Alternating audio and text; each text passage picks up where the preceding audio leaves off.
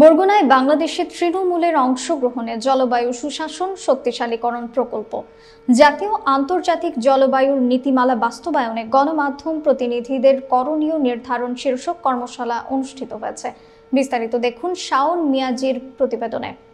Web ফাউন্ডেশনের আয়োজনে world resource ইনস্টিটিউটের সহযোগিতায় বরগুনা প্রেস ক্লাবের হল রুমে সকাল 10টায় কর্মশালা অনুষ্ঠিত হয়।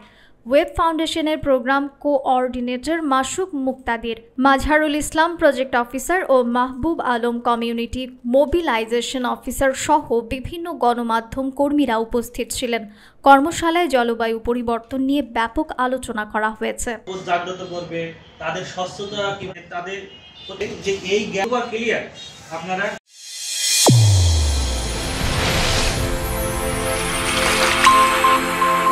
চ্যানেল A1 হৃদয় রেসপন্স।